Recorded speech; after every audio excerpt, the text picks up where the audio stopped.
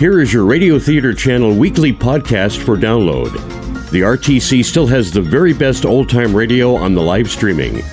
And if it's music you love, tune in to the RTC Music Channel, where this link and many others are on our website at oldtimeradiolisten.com. Now, here's Jim. Welcome to the RTC Weekly Download. I'm your host, Jim Dolan. Today, we have two great programs. They are some of the greatest shows in radio history. We'll start off with Suspense. This episode features Ida Lupino and Vincent Price. Fugue in C minor from 1944.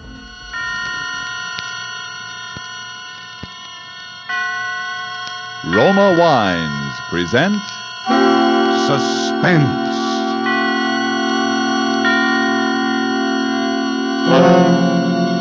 Roma Wines, made in California for enjoyment throughout the world. Salud.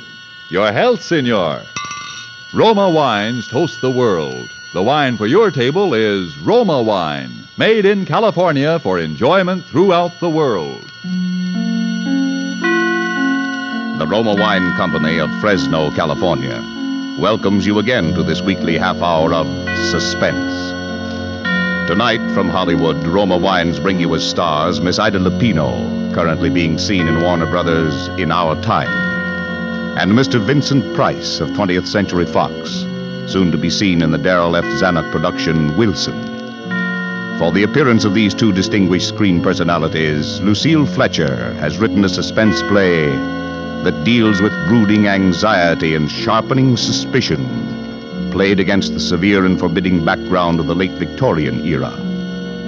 And so, with Fugue in C minor, and with the performances of Ida Lupino and Vincent Price, we again hope to keep you in suspense.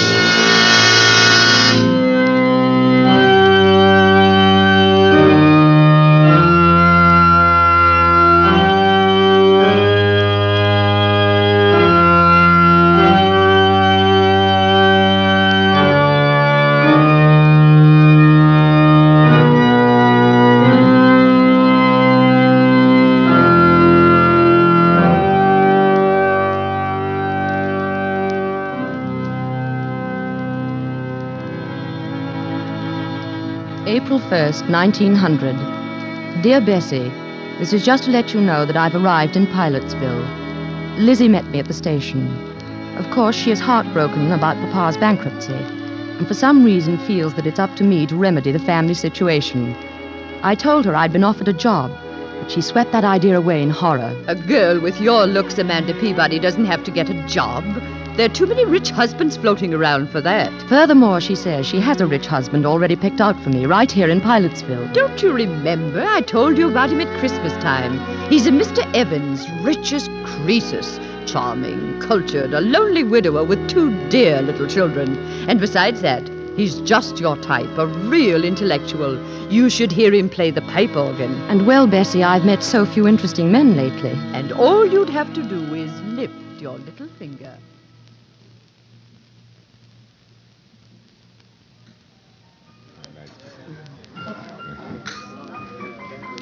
Mr. Evans. Oh, good evening, Mrs. Chumley. How delightful to see you here. I'd like you to meet my sister. Mr. Evans, my sister, Amanda Peabody. Delighted, I'm sure. It's a lovely party, Miss Evans. Thank you, Miss Peabody. Have you just come to Pilotsville? Yes. She's down from New York visiting me after the whirl of the hectic social season. Oh, indeed? Well, I'm afraid our Pilotsville society must seem a bit dull to you, Miss Peabody. Oh, no, not at all. It's charming. I've enjoyed everything so much tonight. Your beautiful house and the music. I hear you're going to play for us, Mr. Evans. Oh, a bit. Do you care for organ music, Miss Peabody? Oh, yes, very much. I never miss a church recital. But what a luxury it must be to have your own pipe organ right here in the house. I'm afraid I couldn't do without it. It's my hobby, you know. Bach and Buxtehude, César Franck. Don't you adore their works? Amanda's very musical. You should hear her render The Burning of Rome. Oh, yes. And the delightful thing, of course, about having a pipe organ in the house is that it's everywhere. To sit at the keyboard and hear the walls, the ceilings, the floors vibrate. You see, Miss Peabody, I've had the pipes installed all over the house. Under this floor, for example, are all the choir stops. Up in the bedroom walls are the stops for the swell manual. The great 32-foot pedal stops, the giant diapasons, are underneath this staircase. My children sleep next door to the echo chamber. So you see, we live like angels here in a paradise of music. How thrilling. Oh, ladies, come upstairs to the second floor landing, won't you? And I'll show you the console. It was made for me in Vienna.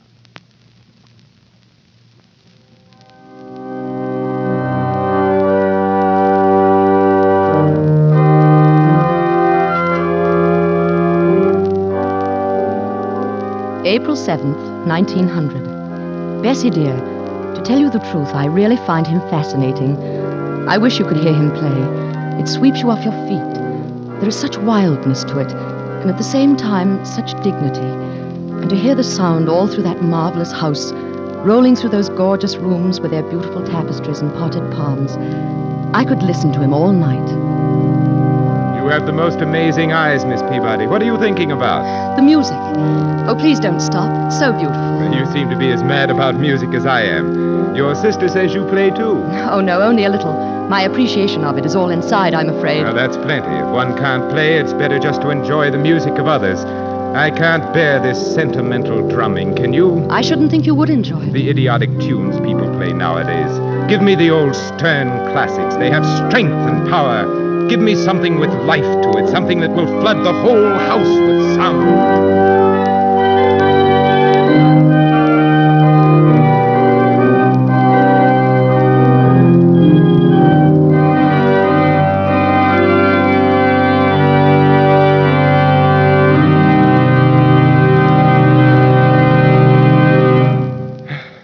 Oh, that's marvelous. You're a very unusual girl, Miss Peabody. Quite unlike the run of girls we have down here in Pilotsville. Yes, in what way? Oh, it's rather hard to explain. Won't you have some more tea, Amanda? No, thank you. A muffin. Oh, yes, thank you. You have an excellent cook, Mr. Evans. Please, call me Theodore. You know you promised. Theodore. Amanda. Your house is beautifully run, too. You must have an excellent housekeeper. Everything is always so charming and quiet. I haven't even heard a peep out of your children. My children? Oh, yes, the children. They've been away at school. You have two, haven't you? Yes, Daphne and David. What sweet names. Ordinarily, I don't approve of schools for young children, but they were rather overwrought. You see, after Mrs. Evans passed on... I can well understand. Well, they were almost morbidly devoted to their mother, and then, of course, the unfortunate circumstances of her death. But I suppose your sister, Mrs. Chumley, has told you all about that. Well, no, not very much, except your wife was killed in a street accident, wasn't she? Yes, in Philadelphia. A brewery wagon and 4 horses ran her down. Oh, how terrible. Something I don't like to think about very often. Poor, beautiful Margaret. Well, it's like a nightmare, Amanda, and I still can't feel reconciled. But what I was driving at, the children, they were in school when she died, and by some malicious stroke of fate, there was an epidemic of scarlet fever raging up there. The authorities wouldn't lift the quarantine to let them out for her funeral. Poor little things. It upset them dreadfully. In fact, I sometimes fear it's left a mark on them which may endure all their lives. Why, what do you mean? They suffer from delusions. Delusions about her. They think that in some way she is linked. Her soul is imprisoned in the organ pipes. How terrible. I wish I could do something about it. It's a frightful notion. But they don't want me to play when they're home. That echo chamber in particular, next door to their bedroom. Yes? Well, you know, it's nothing but an empty sealed room with a few wires. Of course, it's all because they never saw her dead. But they have a notion she's, well, somehow hidden there. How ghastly. They really think that, do they? Children can think up such very strange things in their little minds. Can't they?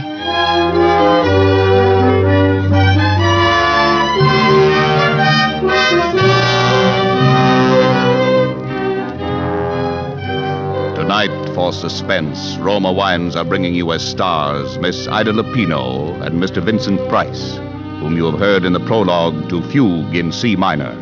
Tonight's tale of Suspense.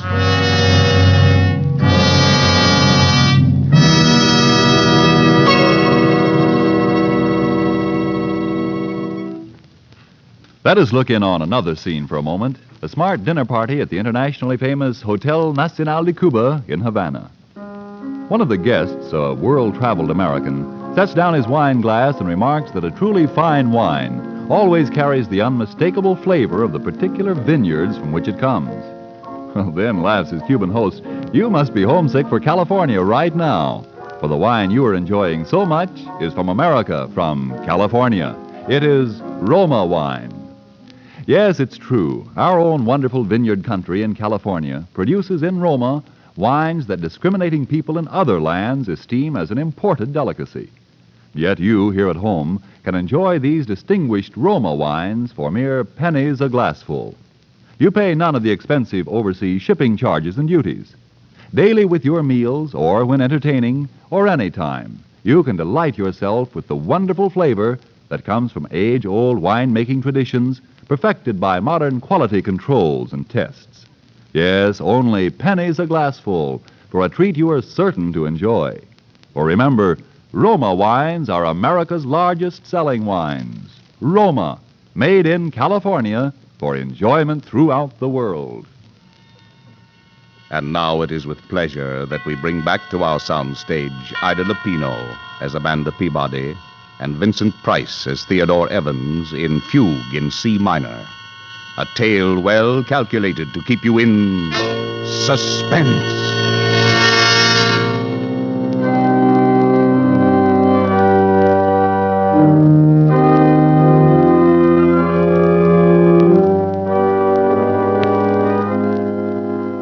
April 18th. I met the children today, Bessie, for the first time. It was a shock. They're strange little creatures, utterly unlike their father.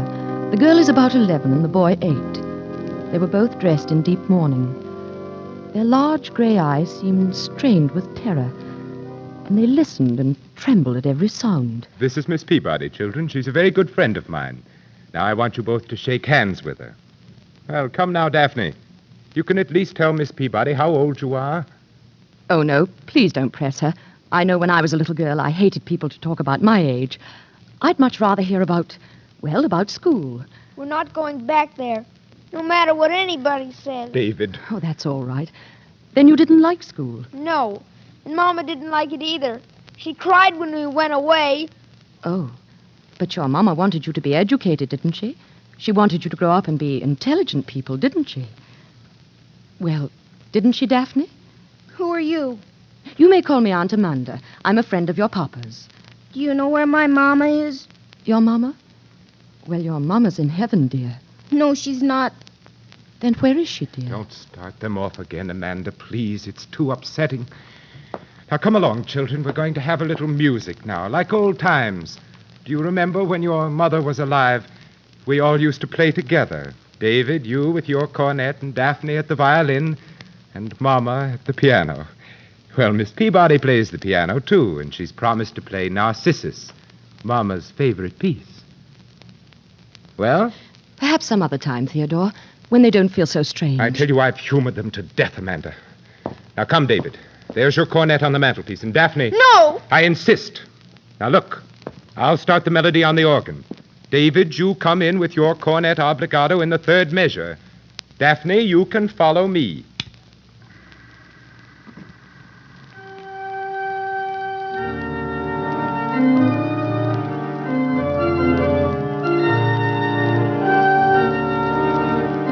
What's that? Now, come along, children. What's that note? That note making that funny noise. What note? Oh, you mean that. Oh, that's just a cipher. A wire must have stuck somewhere, or one of the pipe valves. It's Mama. That's where Mama is. She's calling for Oh, us. don't be silly. I'll just hit the key a few times and it'll stop. You've heard these ciphers before, haven't you, Miss Peabody? Well, I don't know much about pipe It's a organs. common technical occurrence, but very annoying, of course. What is she doing in there? Why doesn't it stop? That's where she is. She's in the pipe and she can't get out. Daphne, stop that nonsense. Oh, hush, dear. Your papa will fix it. No, he won't. He can't. She won't let him because he killed her. What? Daphne, what did you say? Oh, she didn't mean it, I'm sure. The poor little thing's hysterical. We should never have tried to persuade them, Theodore. Amanda, just because they never looked upon her face, because they never saw her lying there in the coffin. Hush, hush. Oh, to think that my own children should believe that I am a murderer. Theodore, you're As making though them both sick. I who loved their mother so much, who was so devoted for 12 years. Do I look like a murderer, Amanda? Do I? No. There it is again. It's Mama! It's Mama! Now, shh, dear. I'll take them upstairs for you, Theodore, while you try and fix it.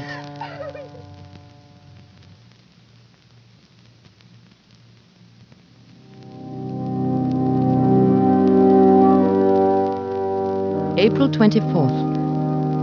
Oh, Bessie, those poor little children. We took them out to the cemetery today to show them her grave. A marble angel guarded it, and it was planted with pure white tulips.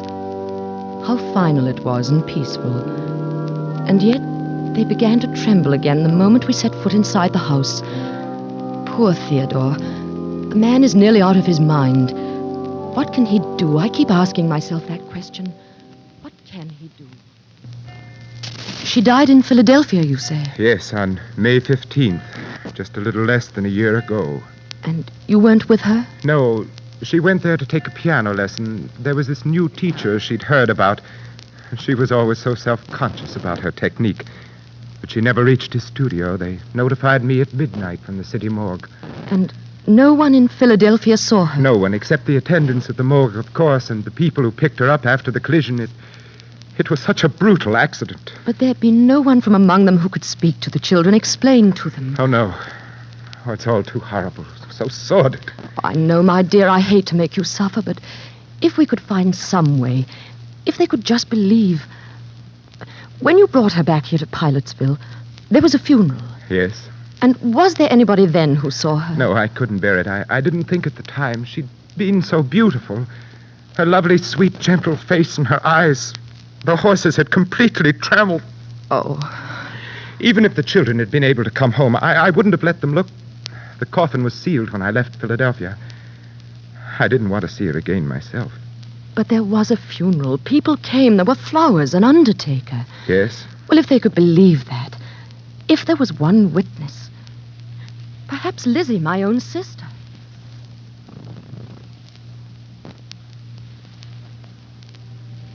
Funeral, Amanda? Of course there was a funeral. The finest funeral in town. A snow-white hearse and 25 coaches. Everybody sent flowers. The casket wasn't opened, but I've been to lots of funerals where they don't open the casket. And from what I understand, she was pretty badly mangled. But it was a beautiful funeral. Mr. Evans played the organ himself. The finest selections. All the sweet old pieces his wife liked. There was Narcissus and Mighty Like a Rose and Goodbye Forever. Well, that's the way it was. So you see, David, my sister, Mrs. Chumley, was there. Yes? But how did she know it was Mama? Oh, David. She didn't see Mama, did she? Well, nobody saw your poor Mama, dear. She wouldn't have wanted anyone to see her. Mama wasn't there. She talks to us every night. She tells us to look for her. Where, dear? In the pipes. But, David, your Mama's dead. She's been dead for nearly a year. You saw her grave out in the cemetery. Now, she's happy and at rest. Oh, why doesn't Papa give us the key? If he'd only give us the key, we could go and look for her. What key, dear? The key to the pipes. There's a little door just underneath the stairs. That's where the big pipes are. And inside it's all dark. There are tunnels in there. And little rooms that go all through the house. And that's where Mama is. That's where she's hiding. Oh, David, darling, come here.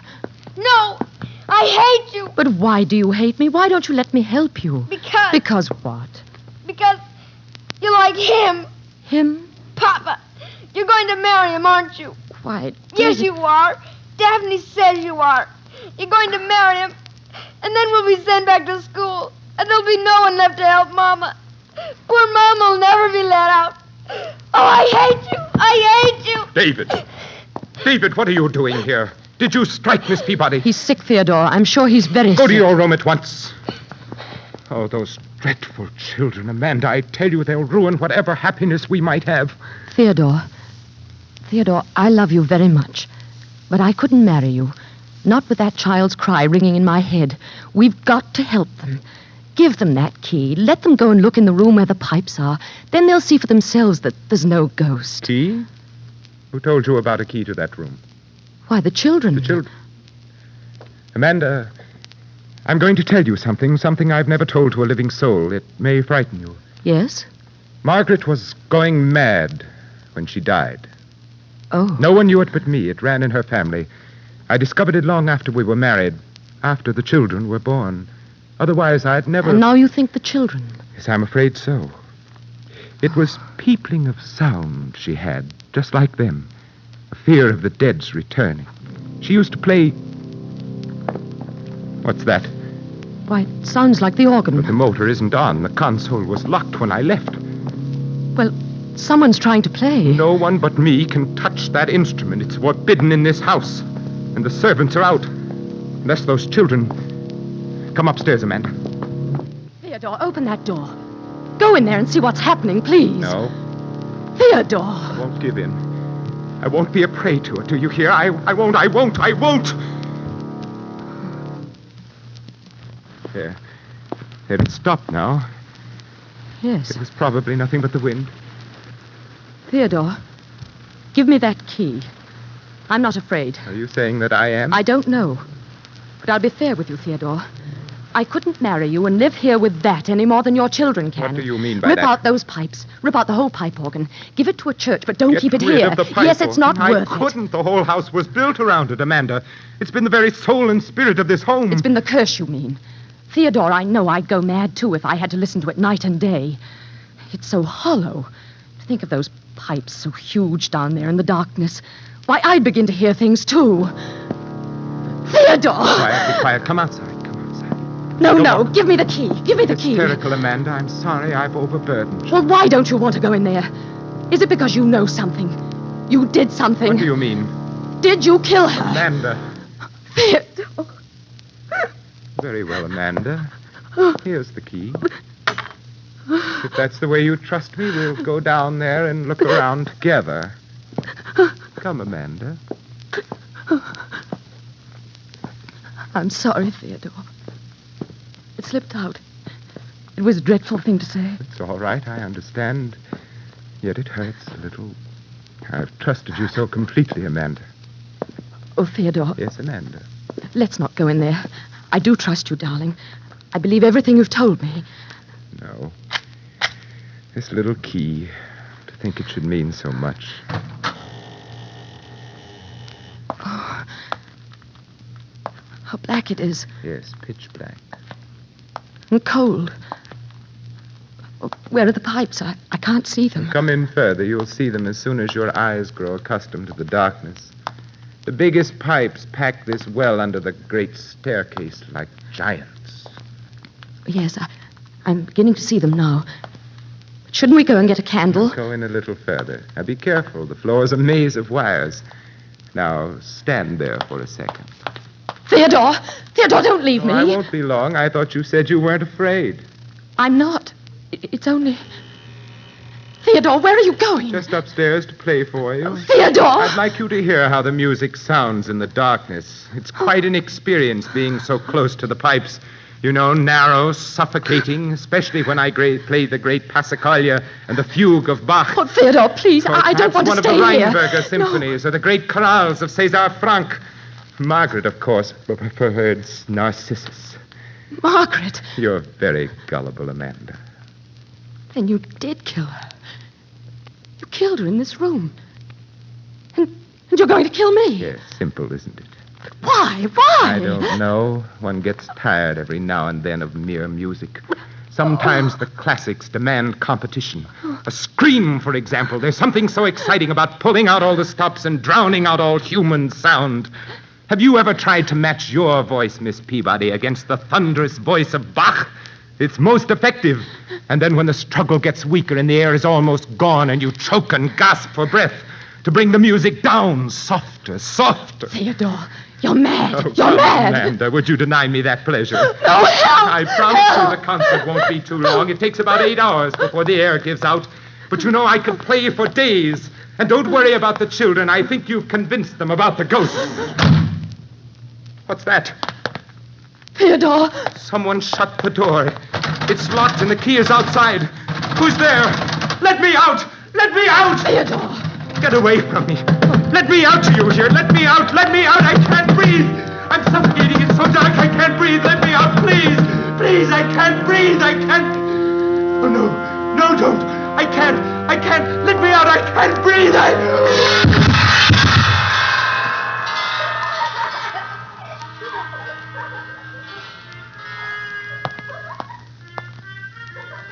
Theodore.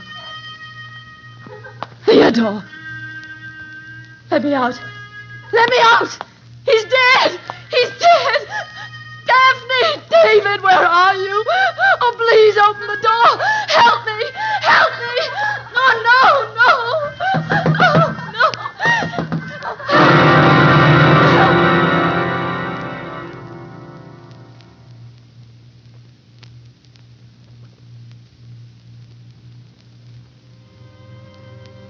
May 1st, 1900.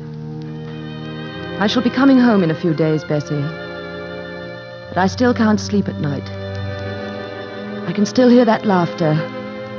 Still hear that cornet playing its unearthly music. And Theodore Evans once more lies dead at my feet. It was his heart.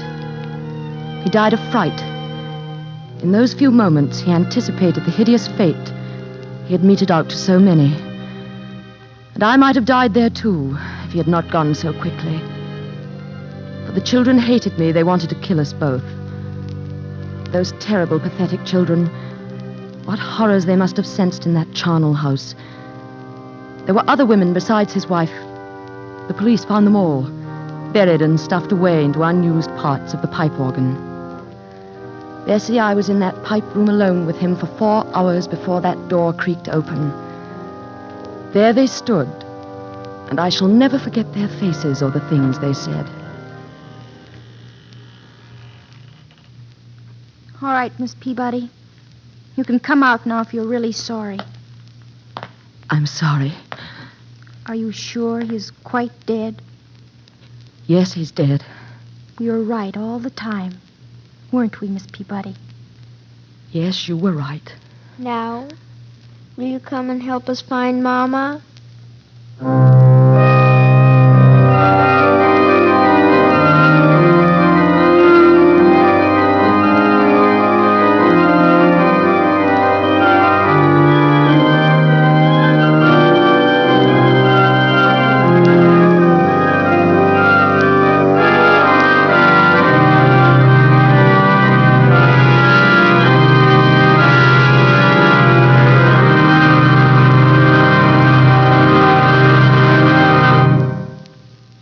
And so closes Fugue in C minor, starring Miss Ida Lupino and Vincent Price.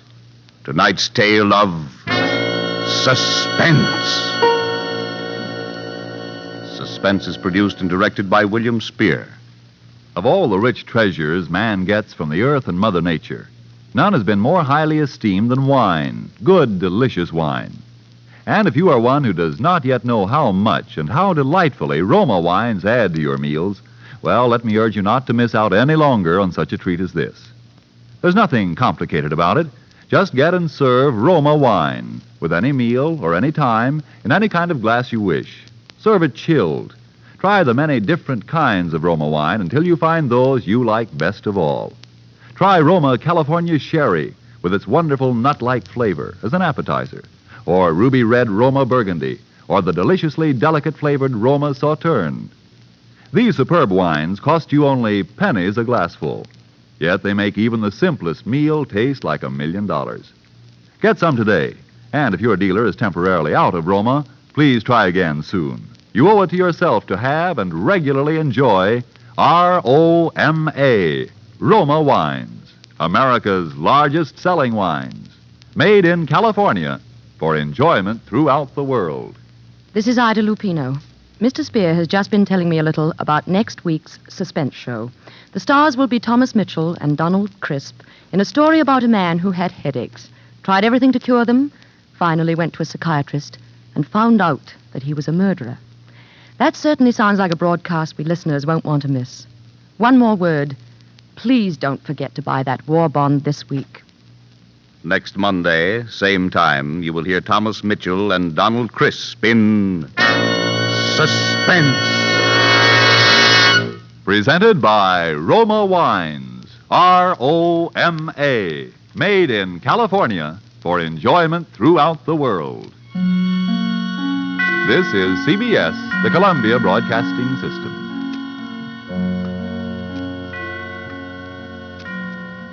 And now let's escape to Escape. The Heart of Collie, 1954. Tired of the everyday grind? Ever dream of a life of romantic adventure? Want to get away from it all? We offer you Escape. Escape, designed to free you from the four walls of today for a half hour of high adventure.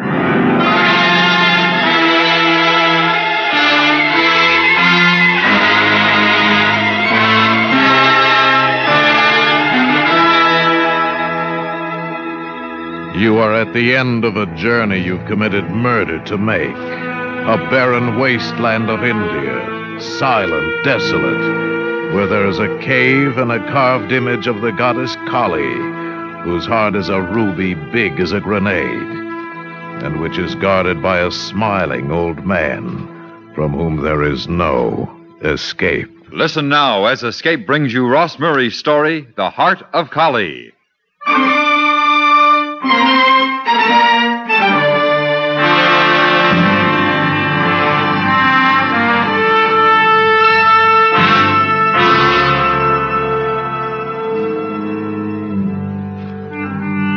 It's been a long time. Exactly how long, I don't know. The years pile up and it's hard to remember.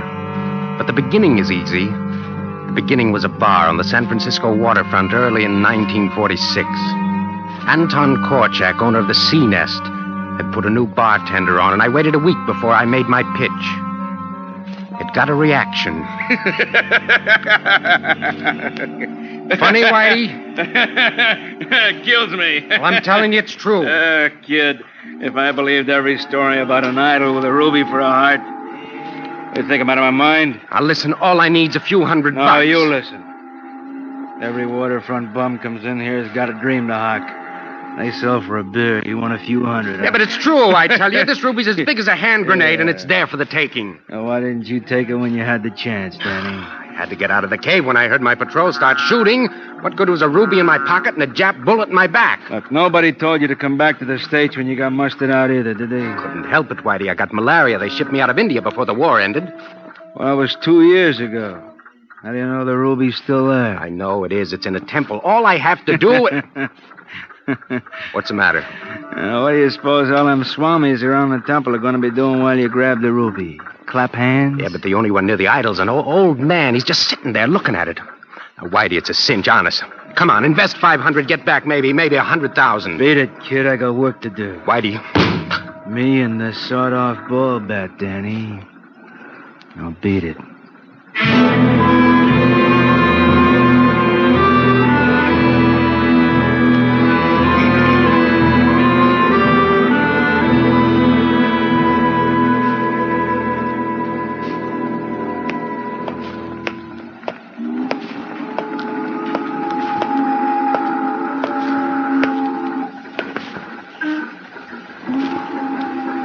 Got a light, mister? Oh, well, sure, mate. Here you are. Thanks. You an A.B.? Me? No, why? Hey, you're standing in front of the old tub here, and I figured you were maybe looking to be signed on. No, I wasn't. She's heading out in a half hour. Stick around. Maybe somebody won't show. Yeah? Where's she headed for? Other side of the world. India. India, Yeah. huh? Calcutta? No, Kanpur. Where's that? 100 miles east. Oh. You sure they're signed up full? Yeah. You want to go? Yeah, I want to go. We'll take a passenger. How much? 150. With grub? Captain's table for 175. Forecastle grub for 150. Okay. When are you leaving? Since the first and the engineer come aboard. When's that? When they can't afford any more beer. How much is that in time? I told you. You told a stranger, mister. Now maybe you're telling a passenger. Half an hour the most. Captain don't like to wait. They won't have to. I'll be back.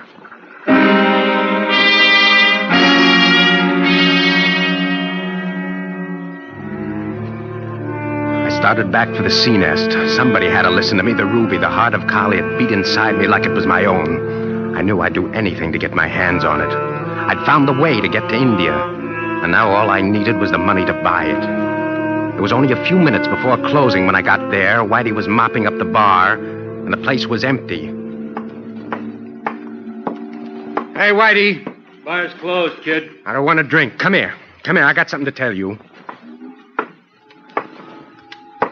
What's on your mind? Whitey, I can get passage to India. All I need's $150. Beat it. Where's Mr. Korchak? Back room checking receipts. Why? No. You can't go back there, Danny. You get your hands off. You try to stop me, Whitey, I'll kill you.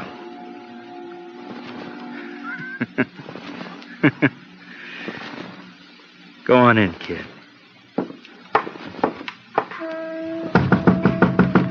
Come in. Can I see you for a minute, Mr. Korchak? What do you want, then? Look, Mr. Korchak, I'll make it fast. You know about me being in Burma, that ruby I saw My there. bartender told Well, me. it's the truth. Whitey knows that I saw it, and he... Leaving now, Mr. K. Everything's locked up for the night. Okay. Good night, Whitey. Night, Danny. What do you want from me, Danny? Listen, Mr. Korchak, all I need's $150. I can get passage to India for that. It's only $150. Now, please, Mr. Korchak, don't ask for money, Danny. A beer, maybe, but cash, no. Mr. Korchak... Get lost, kid. But the boat leaves... I said get lost, kid. Okay, let me tell you something. Danny... Listen to me! I can make you rich for a lousy $150. Get out. Get out of my place. You come in here again, I throw you to the seagulls. $150, Korchak. You're gonna give it to me? Yeah, I guess I got to make you believe me. You shouldn't have done that, Korchak. Huh? Now, I got to twist this round in you. You try it, Danny, and you're going to...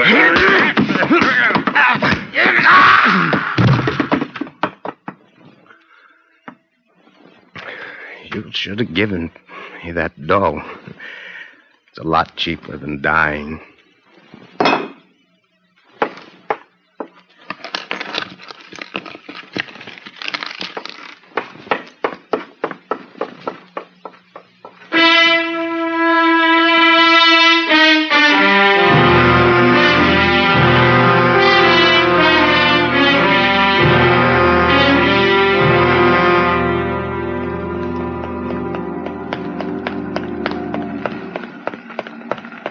Mister. You're just in time. We're shoving off. I told you I'd be back, didn't I? That's what a lot of them say. Okay, let's go. Hold on, matey. What's the matter?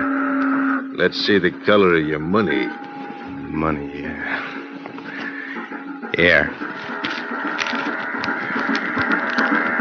Got a live one, huh? Must be close to... How much in that bundle? Look. Price just went up to 2.5 with forecastle grub. Hey, what are you trying to do to me? That's the price. Take it or no. Well, let me see the captain. You're looking at him, boy. I'm the captain. $250. Okay. $250. Let's go. Climb aboard. Next stop, Chaunpur.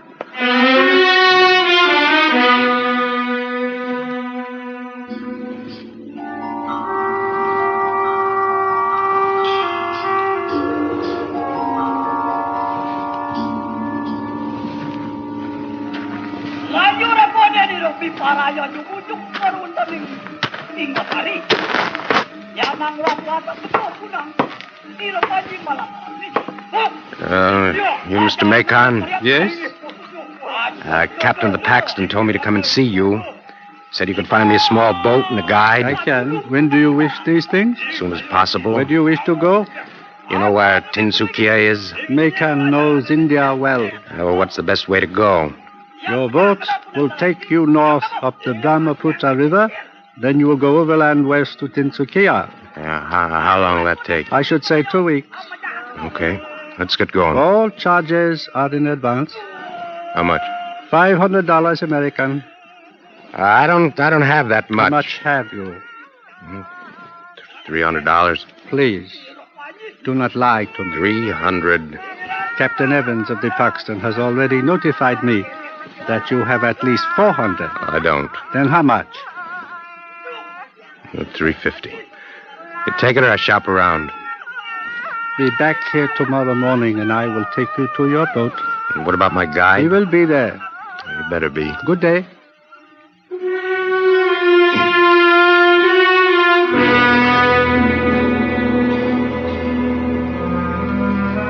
I was there the next morning. We went to the boat I'd rented. It wasn't much, but I took it. Subhas, my guide, got her wound up, and we started upriver for Tinsukia. Up till the time we left, Mekan tried to find out why I wanted to go there. I told him nothing. On the 5th day out of Shanpur, Subhas, who hadn't said a dozen words to me in all that time, came back to the stern of the boat and sat down beside me. Sahib? Yeah? Why are you making this trip? Mekan asked you to find out? No, Sahib, I ask for myself. Why? Because I do not wish evil to happen to you. Oh, thanks. But it will happen to you. How do you know? Makan wishes it so. Why? He says you know of much gold buried near Tinsukia. He's crazy. Is he? Yep. Then why did he instruct me to kill you when you found it? What? The truth, Sahib, I am to kill you when you find the gold. Subhas, let me tell you something. I'm not looking for gold. Oh, I'm glad you are not looking for gold. I would not like to kill you. Subhas. Yes, Sahib Gandhi. How much longer? Oh, we will be on the river 2 more days, and we will go on land to Tinsukia. Well, I don't want to go to Tinsukia. Then where? I want to go 10 miles or so northwest. Oh, what is there? Well, there was a big army camp there during the war. You remember it? Oh, yes, I was the guide then, too. Well, you take me there, huh? Yes.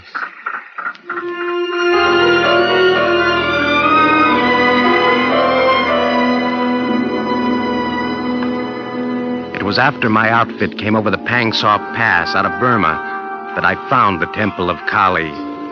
Then we'd moved on to Tinsukia. All I wanted was to get to the site of the old army camp. I could make it from there on my own. But the closer I got to the heart of Kali, the crazier I got. Nothing mattered anymore, what I had to do or who I had to kill to get what I wanted. We finished the trip upriver and started overland. It was rough, jungle and rain, and the old malaria kicking it up. 5 days later, we were on the site of the old army camp.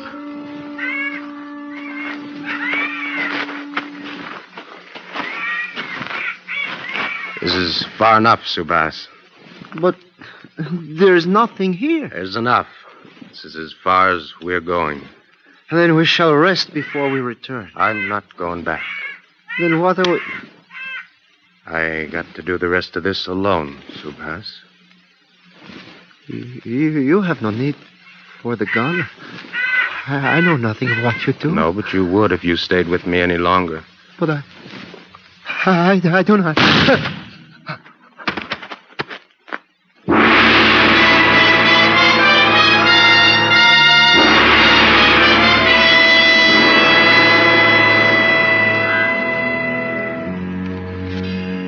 I left him there, and I walked on for another half a day, and then just as I'd remembered it, a cave opening almost hidden by scrub on the far side of a small clearing. I went in, and I saw it again.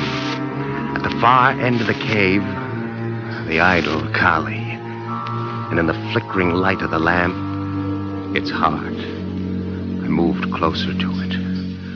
And then I saw him, the same little old man I'd seen 2 years before, in that same attitude of prayer. I moved again, and he sat there, hardly seeming to breathe. And then I was ready. I ran toward the idol, my hands reaching for the ruby. And then the ground opened beneath me, and I fell. 1,000 hands clawed at me, held me, struck at me. And above... The heart of Kali shone scarlet.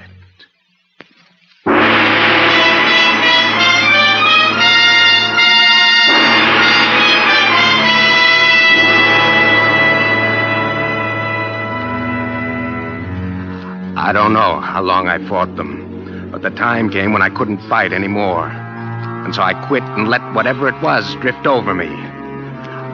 When I came to, he was standing at the foot of the straw pallet I was on. He was tall, gaunt, dressed in a ceremonial robe that reached to the floor. I am Adram, the elder sannyasi of the Temple of Kali. And your name's Daniel Karlin, I believe. Yeah, how do you know mine? Your wallet, your papers of identification, your money, they are all there beside you. Look, about that ruby. There is no need for you to explain, Mr. Karlin. I am aware of your emotion concerning the ruby. Our emotion, on the other hand, the emotion of my people, has its roots in religious beliefs, in the beauty of life. Get to the point.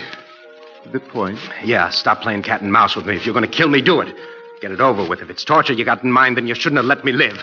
Because I'm not having any. Wadi, Selah. Hey! Listen, you kill me if you want, but no torture. You kill me, but kill me fast. Oh, no, my friend. We will do you no further harm. There will be no more violence done. Release him. What are you going to do to me? We wish to honor you. You what? I said you are to be honored. Listen, there is already music that you are here. And tonight we have a bata feast, the feast of the reward. And you will be the honored guest at that feast. But why reward me? To prove to you that we have no hatred for him who desires the heart of Kali. What is the reward? You will know at the moment of bestowal. Reward? Something I can take with me when I leave? The emotion again concerning the ruby. You just said you don't hate me for it. No. Come, I will show you the place of the feast.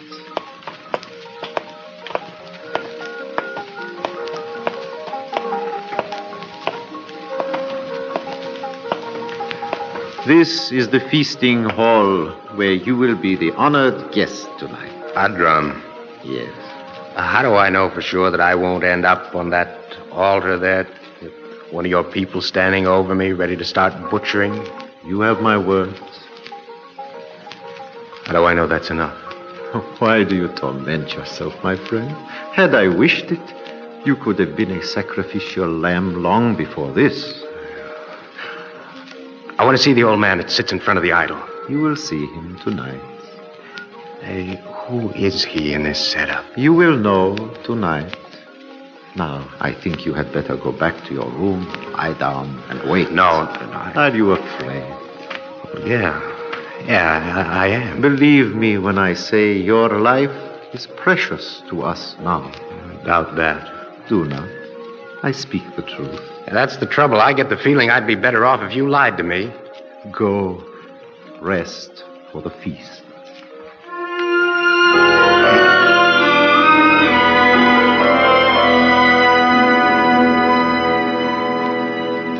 I went back to my straw mat and I laid down. But the fear wouldn't go. There was a catch in this whole operation. I couldn't nail it down. Adram was convincing, but I'd heard too much about the followers of Kali to believe him. His attitude of nonviolence had a false spot somewhere. I couldn't find it. I knew that I had to get out of the temple before the feast started, but there was only one way in or out, and that was through the cave and over the trap door in front of the idol. Someone had to trip the door physically before it could fall open. I decided to make my exit look legitimate by taking somebody with me. Pani, Adram's assistant, was standing guard outside my cubicle. So I picked him. Pani, come here. Come here, quick. What is it? What is wrong? Come here. Help me up. It's my back. The fall. Yeah. Perhaps the fall could have twisted you. Don't you move or I'll break your... Try that once more. I'll kill you. No. Where'd they put my gun when they brought me here? Where? Where? It is here in this room. Huh? In the pack you wore when you arrived. It is there in the corner. Okay. Move.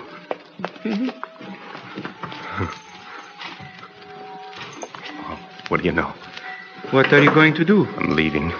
You're going with me for a while for insurance. Very well. Aren't you going to give me any argument? It is the wish of Adram that I do your bidding. Okay. No, wait a minute. Have you changed your mind? No, I'm just going to check this gun. You're too happy about this whole thing.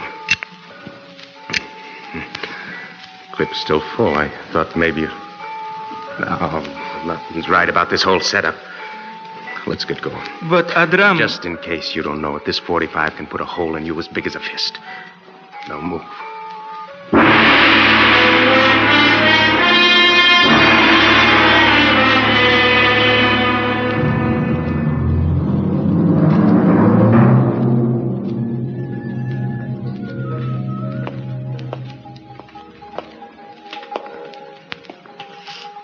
Where are we now?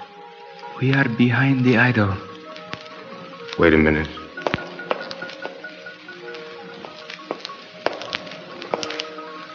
What about the old man?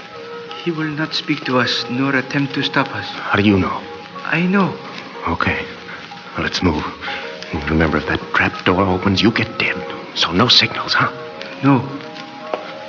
Wait a minute. What is wrong?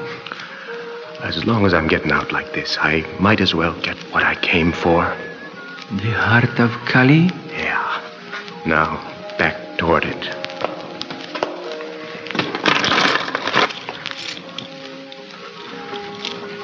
I got it. Now, start walking. Like you're leading me out. I'll kill you if you hesitate for a second, you understand? I understand. And then get going.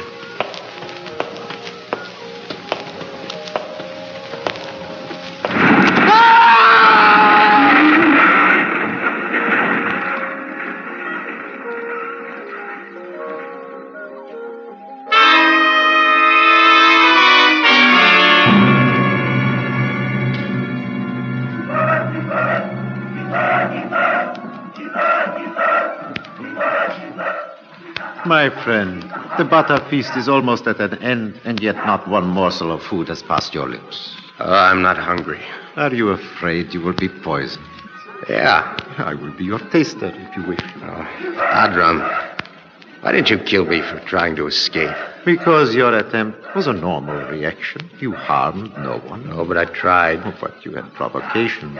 Man always lashes out at the unknown. It is to be expected. Yeah, but how'd that trap door open as soon as Pani stepped off it? Who knew that I wasn't supposed to leave? The old man who sits near the idol. But I looked at him as I passed by. He just sits there. Looks at the idol. He doesn't seem to know what's going on around him. He is aware of only two things in life. The heart of Kali and the Bata feast.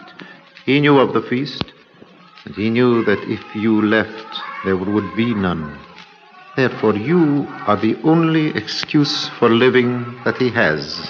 Still don't understand it. You will. The music has ended. Now, the ceremony of the reward will begin.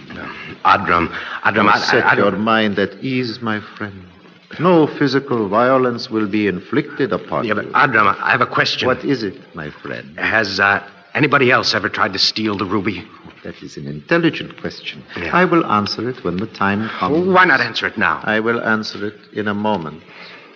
Remember what I once said to you. Your life is precious to us.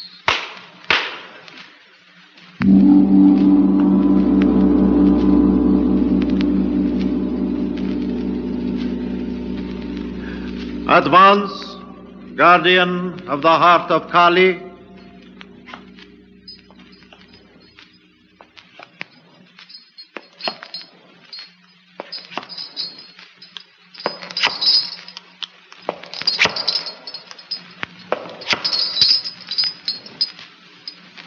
The little old man. You asked before whether anyone else had tried to steal the heart of Kali. The answer, my friend, is yes. Almost 45 years ago, it was attempted. At that time, we also had a Bata feast, the feast of the reward. Adram, listen to me. And in keeping with the laws of the temple, the thief received the reward which he now entrusts to you, the right to possess the heart which he so desired. No, I don't want it. For 40 years, the old man has been guardian of the heart. For 40 years, he has waited for one to love the heart as he did. Now, he will surrender it to you. No, Adram, I don't want... We greet you, guardian of the heart. From this day to the next feast of the reward, may you be close to and love that heart which shall be before you.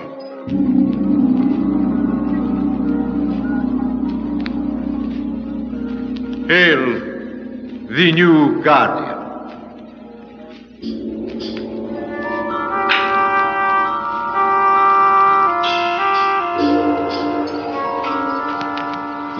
How long ago was that? How many years? How many lifetimes? I don't even look at the ruby anymore. All I know is I've got my hand on the trapdoor switch, and somebody has to walk across it someday. Why not you?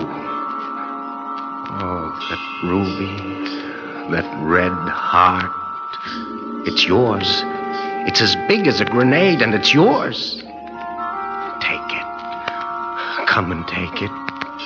Please. Please, somebody, come and get me. Please.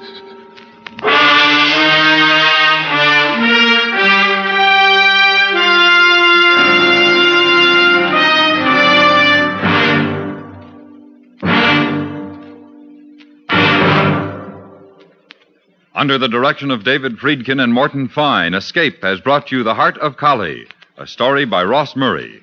Featured in the cast were Paul Richards and Edgar Barrier. Also heard were Jack Crucian, Clayton Post, Lou Merrill, Herb Butterfield, Lou Krugman, and Paul Freese. Your announcer, George Walsh. The special music for Escape is composed and conducted by Leith Stevens. Next week.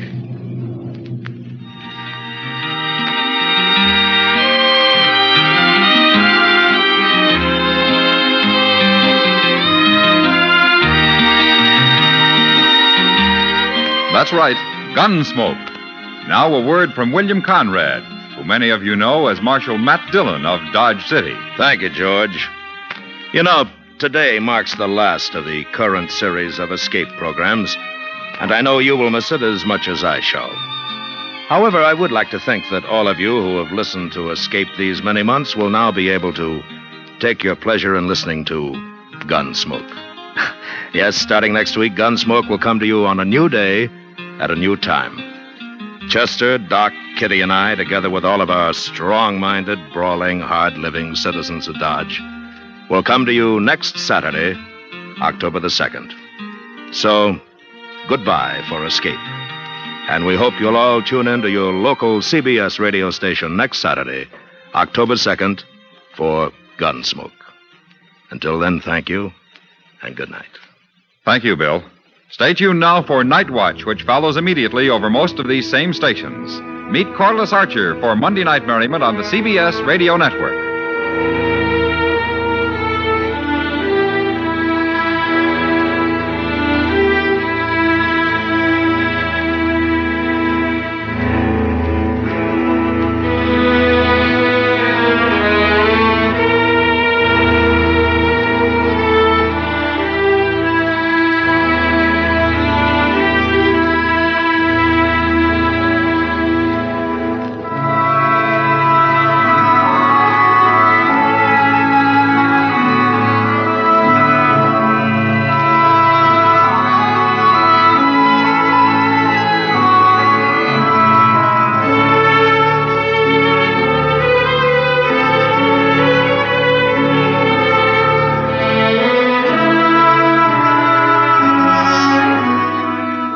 You have been listening to the Radio Theater Channel Weekly Download.